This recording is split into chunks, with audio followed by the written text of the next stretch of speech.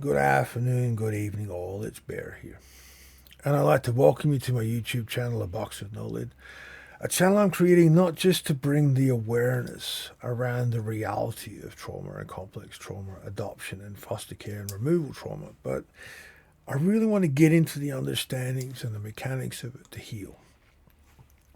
Now, this is the next video in the adoption series. And as I said in the last one, I want to step out what I believe the part that MDMA therapy can and how it can actually help work with adoption trauma. And in the video directly after this, I want to do how MDMA can be worked with foster care, multiple placement trauma. And I need to separate the two because there are some fundamentally different points that need to be understood in working with them. So in this video is purely from the adoptee, the singular placement perspective. And then in the next video that I will make and release next week, we'll have the foster care. And there may be a few videos filling in some of the gaps after that, but I want to create this differentiation first.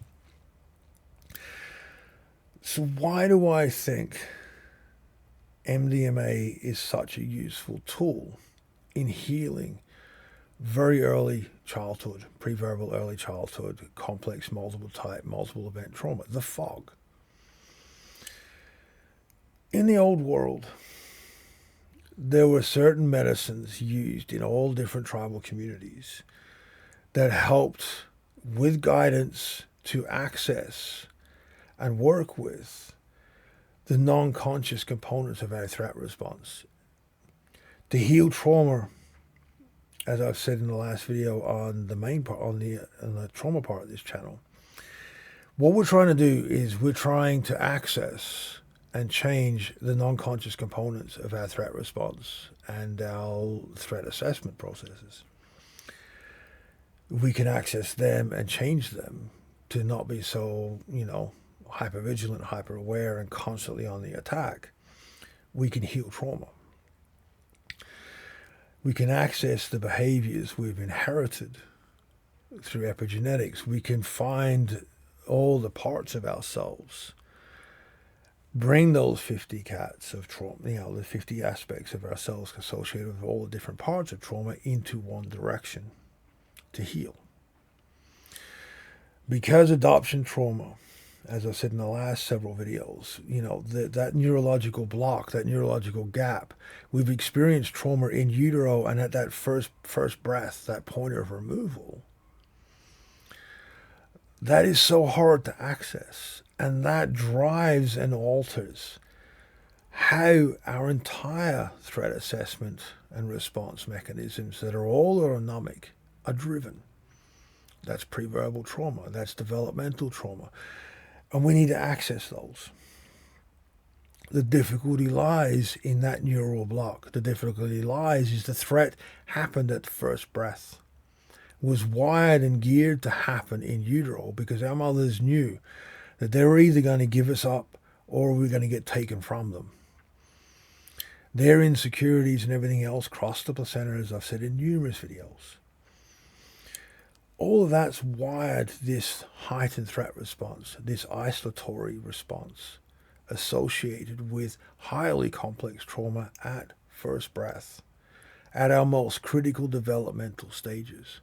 And we need to access that. Now, as I said, in old world cultures, there are certain medicinal plants that are used, peyote and others, ayahuasca to a degree. Ayahuasca is a difficult one to work with because there's two paths with it. And this is when I've spoken with an ayahuasquero, is in a very old world setting within the traditional way the medicines are used. 100% that's how it works. But in what most Westerners can access, it's trying to do a different purpose. It's not designed, those rituals are not designed to heal early childhood pre-verbal and that autonomic trauma response, even though a lot of people are drawn to it.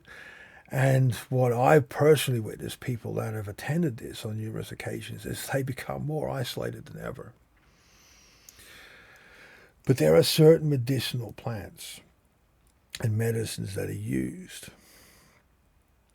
to through ritual, through a supportive process with medicine people, with community, to access and change those autonomic parts. Now, in a Western medical health construct, MDMA is the closest we have to that. It is synthetic, it is not a spiritual based process as it is within indigenous communities. And those that come from an indigenous base, if you're able to access that, that's the path I would hope you would choose. Purely because there's a lot more to it. But for those that are outside of traditional communities, or those whose ancestry doesn't have those connections anymore, MDMA poses the best option.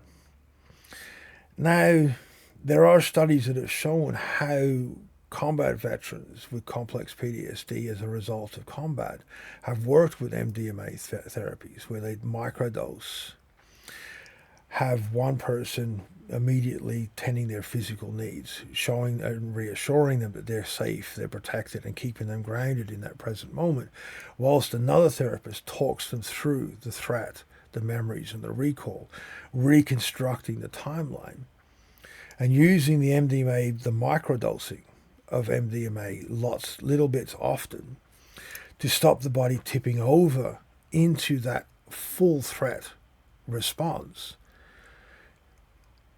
Using that as a crutch, using that as a support mechanism for the nervous system to get a little bit further each session into that reconstructing timelines, reconstructing memories, and the body purging that threat from all those different combat moments that shut down and created the complex trauma and the PTSD response, that freeze state, that freeze response, so that the veteran can actually process what happened to them and what they experienced.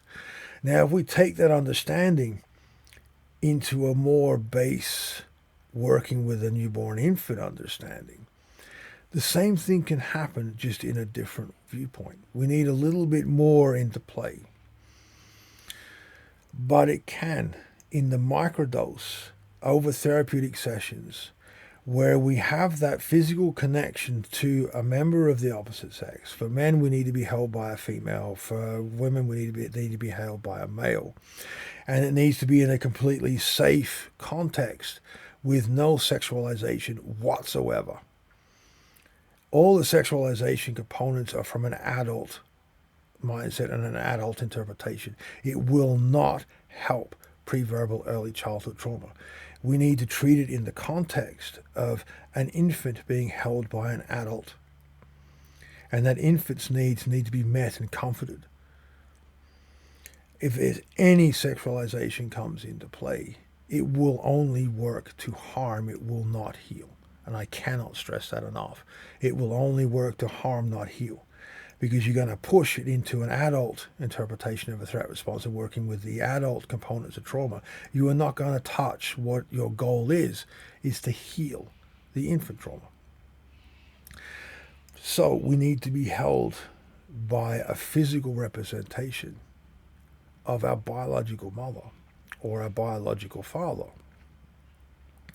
and guided by a therapist to process the uncomfortableness of that physical closeness, first up, and to slowly bring in and break down the barriers to connect to that infant, appease that infant's needs, and reintegrate that person into our being, step by step by step by step. That will work with multiple sessions of microdosing. MDMA will help our body to access that part, but also to not tip into a threat response and to remain in the infant part of our neurophysiology, not going back into an adult. It will allow that dream state enough, my hope. And the studies that I've read and observed in some of the videos, some of the therapy sessions, I do believe it's possible. A lot more research needs to be done. But I do believe it's possible that we can use a substance like MDMA too, in the right context and in the right setting. Now, the unfortunate part is like here in Australia, in a lot of countries, MDMA therapies have now sort of switched from the therapeutic standpoint into make you happy pill. You know, you take bigger doses every day to push you out of depression and anxiety and so forth as a happy pill. I don't want to criticize that in a way, but my concerns with that is over time, the body's requirements, as we've found in the past when you've worked with opiates, because opiates have the same process.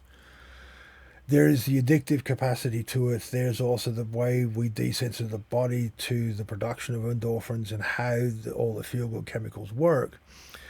And it also creates desensitizational aspects and dissociative processes where we're going to basically create insanity in the long term.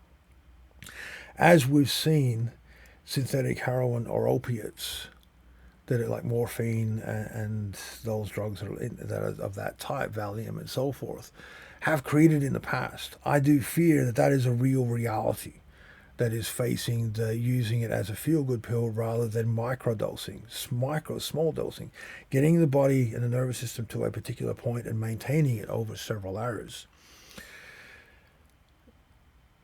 and working with it in that construct with MDMA. Now, understand, I'm not a doctor. I don't have any letters after my name. This is just my humble opinion and point of view. But I do believe that MDMA used in the right way can help. And it's based that belief on what I've seen from the studies and my ability to interpret and understand them.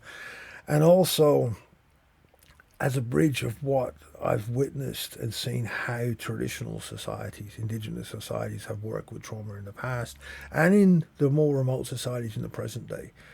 As I've said in several videos on my channel, is I've seen some miracles happen where in the Western construct they never would. And I'm trying to find ways to bridge that, how they did it, into a more modern westernized construct. But in my humble view, that is how I believe MDMA can work with adoption.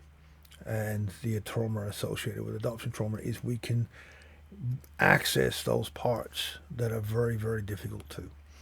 And if we can get them on board and get our neurophysiology heading in the right direction, if we can create the ecology around us to heal attachment trauma, we can heal the fog. We can actually heal from what was done to us. As always, I love your guys' comments and feedback. Please be mindful, please be respectful, and I'll see you all next time.